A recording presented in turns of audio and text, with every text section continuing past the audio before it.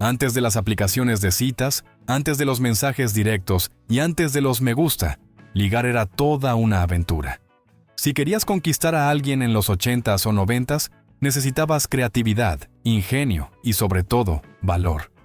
No existían los chats instantáneos ni las redes sociales, así que cada intento de acercamiento requería esfuerzo y, muchas veces, un poco de suerte. Desde esperar horas para hacer una llamada sin que contestara su papá, hasta dedicar canciones en la radio con la esperanza de que estuviera escuchando. El arte de ligar era completamente diferente a como es hoy. Hoy vamos a recordar 11 estrategias que marcaron a toda una generación. Algunas eran románticas, otras arriesgadas, pero todas tenían algo en común. Necesitaban más que solo deslizar el dedo en una pantalla. Si utilizaste alguna de ellas, queremos saberlo en comentarios. Comencemos.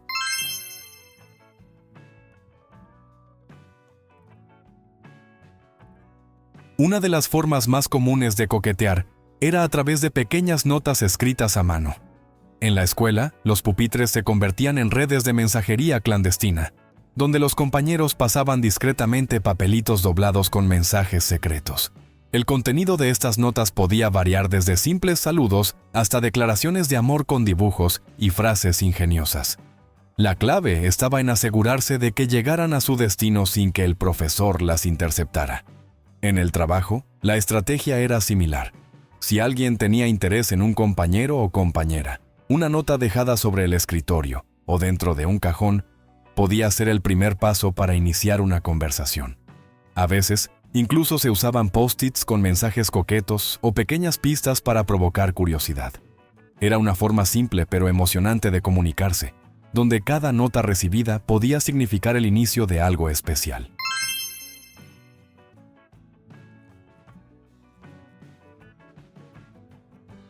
Antes de los celulares, si querías hablar con la persona que te gustaba, tenías que llamar a su casa y esperar que contestara. Con suerte, no lo haría su papá o su mamá. Esta era una de las pruebas más difíciles para cualquier pretendiente, porque si alguien más contestaba, había que armarse de valor y preguntar con voz firme si podían pasarle la llamada. El momento en que por fin escuchabas su voz al otro lado del teléfono era casi mágico. Las conversaciones solían ser breves, porque alguien más en la casa podría estar esperando para usar la línea. Pero cada llamada se convertía en una oportunidad de acercarse más. Si la relación avanzaba, también existía la posibilidad de establecer códigos secretos, como dejar sonar el teléfono una cantidad específica de veces antes de colgar, para avisar que estabas pensando en la otra persona sin necesidad de hablar.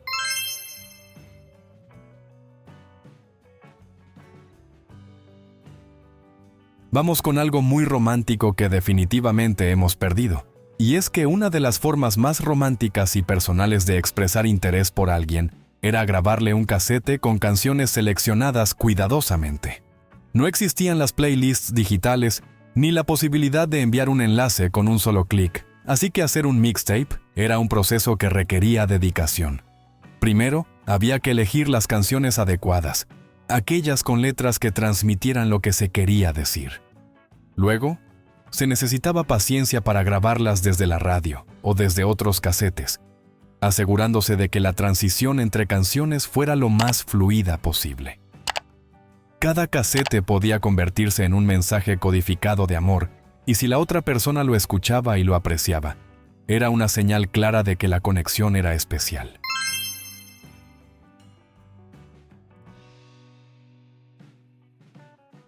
Si sabías los horarios y las rutinas de la persona que te gustaba, una estrategia común era coincidir con ella en ciertos lugares. Podía ser en la salida de la escuela, en la tienda donde solía comprar, o incluso en la parada del autobús. La idea era generar encuentros casuales para que la conversación fluyera de manera natural. Sin embargo, en los tiempos actuales, esta táctica podría interpretarse de una forma completamente distinta, y en algunos casos, meterte en un problema legal. En los 80s y 90s, esto se veía como una forma inocente de demostrar interés y buscar oportunidades para hablar. Pero hoy en día, la percepción sobre este tipo de acciones ha cambiado, y lo que antes se consideraba romántico, ahora podría verse como algo invasivo o incluso ilegal. ¿Qué piensas sobre ello?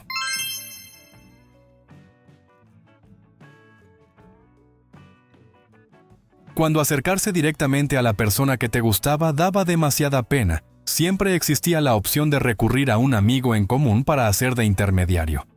Este amigo podía cumplir diferentes roles, desde lanzar indirectas para tantear el terreno, hasta entregar mensajes más directos con la clásica pregunta: «Oye, ¿te gusta alguien?». Si la otra persona mostraba interés, entonces el amigo podía organizar un encuentro casual o seguir pasando información hasta que uno de los dos tomara la iniciativa. Sin embargo, esta estrategia tenía un riesgo. El mensaje podía cambiar en el camino o, peor aún, el amigo mensajero podía terminar interesándose también en la persona y competir por su atención.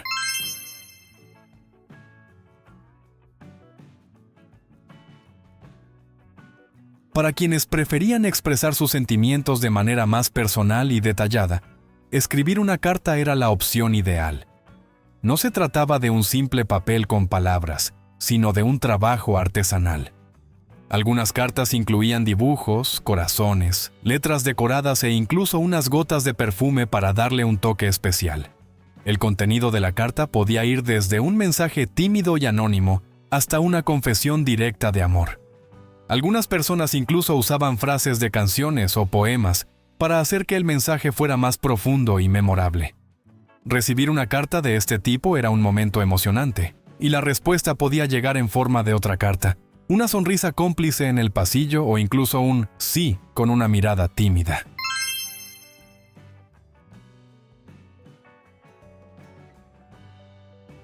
Otra de las formas más arriesgadas y a la vez emocionantes de demostrar interés era llamar a una estación de radio y pedir una canción con dedicatoria. En los 80s y 90s, la radio era el medio de comunicación por excelencia y muchas emisoras tenían programas nocturnos dedicados a mensajes románticos. El proceso era simple pero intenso. Primero, había que esperar en la línea hasta que el locutor atendiera la llamada. Luego, con la voz más segura posible, se decía el nombre de la persona y el mensaje que se quería transmitir, seguido de la canción especial elegida para la ocasión. El momento clave llegaba cuando la persona interesada escuchaba la dedicatoria en vivo. Si respondía con una llamada de agradecimiento o mencionaba el mensaje al día siguiente, era señal de que la estrategia había funcionado. Aunque había un pequeño riesgo. Si la persona no estaba escuchando la radio en ese momento, toda la emoción y el esfuerzo podían perderse en el aire. No había podcast grabados que nos salvase.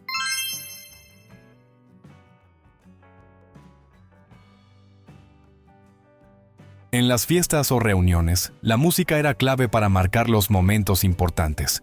Durante la mayor parte del evento, sonaban canciones movidas, pero cuando llegaba una balada lenta, el ambiente cambiaba por completo. Este era el instante perfecto para acercarse a la persona que te gustaba y pedirle que bailara contigo. Bailar de cerca permitía romper la barrera del contacto físico, generar complicidad y, en algunos casos, podía ser el inicio de algo más. Si la persona aceptaba, ya era un gran paso, pero si además se apoyaba en tu hombro o no se apresuraba en soltarte cuando terminaba la canción, era una señal clara de interés. Sin embargo, este momento también tenía su lado tenso. Si alguien era rechazado en pleno intento de invitación, la vergüenza podía durar toda la noche.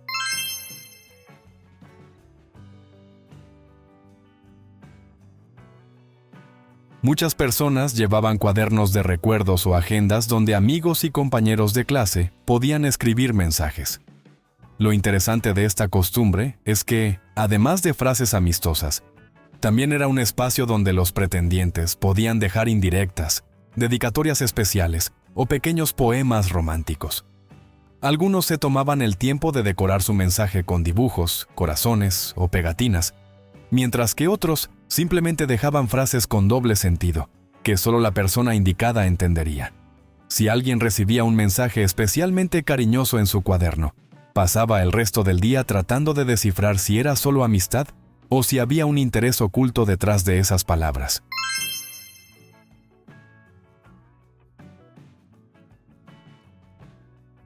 Si te gustaba alguien, Muchas veces la manera más sutil de demostrarlo era inventándole un apodo especial.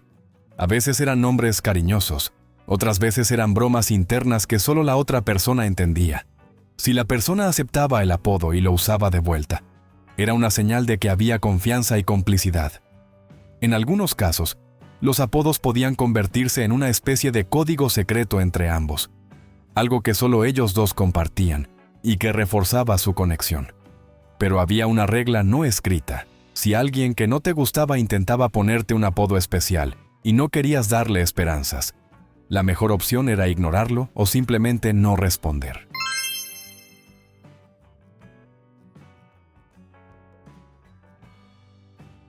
Sin redes sociales, sin mensajes de texto y sin la posibilidad de dejar un me gusta en una foto, las miradas y sonrisas eran la principal herramienta de coqueteo. En los pasillos de la escuela, en la oficina o incluso en el transporte público, todo comenzaba con una mirada rápida, luego otra, hasta que ambos entendían el juego. Si la otra persona devolvía la mirada con interés, podía ser el inicio de una conversación o al menos de un cruce de sonrisas que hiciera el día más interesante. A veces, un simple cruce de miradas podía durar semanas antes de que alguien se animara a dar el primer paso. El misterio y la emoción de estos intercambios hacían que todo fuera más intenso, porque no había forma de saber con certeza lo que la otra persona pensaba, hasta que finalmente se atrevieran a hablar. Así que ya vimos 11 estrategias que usábamos para ligar en los 80s y 90s. No había chats instantáneos, ni emojis, ni algoritmos que te sugirieran parejas. Todo se basaba en el ingenio, el valor y muchas veces en el riesgo de hacer el ridículo. Ahora la gran pregunta es, ¿las nuevas generaciones tienen más facilidad para ligar? ¿O nosotros éramos los verdaderos expertos? Porque una cosa es mandar un mensaje y otra muy distinta era llamar a la casa de tu crush y rezar para que no contestara a su papá. Díganme en los comentarios, ¿qué estrategia de las que mencionamos les parece más romántica? ¿Cuáles de estas técnicas creen que podrían seguir funcionando hoy en día? Y si han intentado ligar sin usar redes sociales ni tecnología moderna, ¿cómo les ha ido? Los leo, porque seguro que de aquí salen muy buenas historias.